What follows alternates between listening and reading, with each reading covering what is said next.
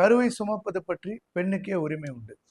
சென்னை உயர்நீதிமன்றம் 8/6/2026 அன்று மதிப்பிற்குரிய நீதிபதி எல் விக்டோரியா கௌரி அவர்கள் ரிட்மோனியன் 2784/2026 என்ற வழக்கில் உத்தரவு கொடுத்துருக்காங்க. இந்த வழக்கை பொறுத்த வரைக்கும் இந்த வழக்கு வந்து பிரிவு 3 medical termination of pregnancy act 1971 அதை பற்றி குறிப்பாக இது பேசுது. இந்த தீர்ப்பு வந்து பேசுது. இந்த தீர்ப்பை பொறுத்த வரைக்கும் இந்த மனுதாரர் ஏற்கனவே தான் வந்து மோசடியாகவும் குற்ற நடத்தையோடு மிரட்டப்பட்டதாகவும் சொல்லி ஏற்கனவே ஒரு புகார் கொடுத்து அந்த புகார் என்பது நிலுவையில் இருக்கு. இந்த மனுதாரர் வந்து இவருக்கு ஏற்கனவே திருமணமாகி 2 குழந்தைகள் இருந்து இவர் கணவரிடமிருந்து தனியாக பிரிஞ்சு வாழ்றாருனோ, அதன் பிறகு மற்றொரு ஆணுடன் அவர் வந்து நல்லெண்ணத்தின் அடிப்படையில் அவர் திருமணம் செய்து கொள்வதாக சொன்னதன் அடிப்படையில் அவரோடு சேர்ந்து வாழ்ந்து வந்தார் என்றும், அந்த நேரத்தில் அவர் வந்து அவர் திருமணம் செய்யாதனால அவர் மேலே புகார் அளிக்கப்பட்டு பிஎன்எஸ் ஆக்ட் கீழே 318 சப்கிளாஸ் 2, 351 சப்கிளாஸ் 2 இந்த பிரிவின் கீழே வழக்குகள் தாக்கல் செய்யப்பட்டிருந்தது.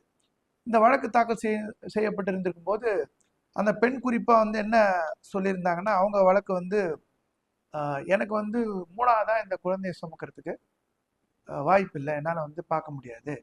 ஏற்கனவே வந்து இதனுடைய அப்பாவும் இதுக்கு பொறுப்பேற்றுக்காத சூழல்ல, இந்த குழந்தைக்கு பயாலாஜிக்கல் ஃபாதர் பொறுப்பேற்காத சூழல்ல நான் இந்த குழந்தையை சுமக்க விரும்பலை அப்படின்னு இந்த கருவை கலைக்க வேணும்னு மனு அளிச்சிருந்தாங்க. அந்த மனுவின் மீது chief medical officer government hospital Tenkasi அவர்கள் எந்த நடவடிக்கை எடுக்காதனால இவங்க வந்து உயர் நீதிமன்றத்தில் மனு தாக்கல் செய்திருந்தாங்க. மனு தாக்கல் செய்யும்போது இந்த குழந்தைய வந்து டெர்மினேட் பண்ணுறதுக்கு அவங்கன்னா வந்து குழந்தை சிசுவை கலைப்பதற்கு வந்து எனக்கு அனுமதி வழங்கணும் அப்படின்னு வழக்கு தாக்கல் செஞ்சுருந்தாங்க. மனு வந்து 29/4/2026 இந்த மனுவை கொடுத்துருந்தாங்க. இதில் வந்து ஏற்கனவே வந்து சட்டத்தின்படி குழந்தை வந்து 20 வார காலத்துக்குள் இருந்தால் அந்த குழந்தைய வந்து அந்த கருவை கலைப்பதற்கு உரிமை இருக்குது. சட்டத்தின்படி செக்ஷன் பிரிவு 3 படி உரிமை இருக்குது அப்படின்னு வந்து ஏற்கனவே சொல்லப்பட்டிருக்கு.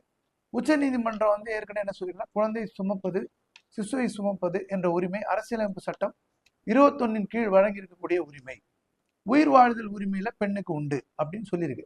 அந்த உச்ச நீதிமன்ற தீர்ப்புகளை எல்லாம் மேற்கோள் காட்டி இந்த குழந்தை வந்து 8 வார காலத்திற்குள், இந்த கரு 8 வார காலத்திற்குள் இருப்பதனால இந்த பெண் வந்து இந்த கருவை வந்து வேண்டான்னு சொல்ற பட்சத்துல அவங்க வந்து அந்த கருவை வந்து கலைப்பதற்கு உரிய நடவடிக்கைகளை மருத்துவமனை எடுக்க வேண்டும் தீர்ப்பு கொடுத்துருக்காங்க.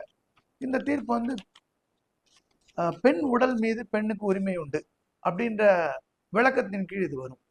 கருவை சுமப்பதோ சுமக்காதோ ஒரு ஆண் பொறுப்பேற்றுக்காத போது அந்த கருவை சுமந்து அந்த குழந்தைய வந்து அந்த குழந்தை படிக்கிறது, வளர்றது, மற்றது எல்லாமே சுமக்கூடிய பொறுப்பு என்பது பெண்ணுக்கே விடப்படும்.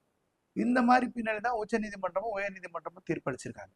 மீண்டும் உங்களை வேறொரு தீர்ப்பில் உங்களை சந்திக்கிறேன். நன்றி.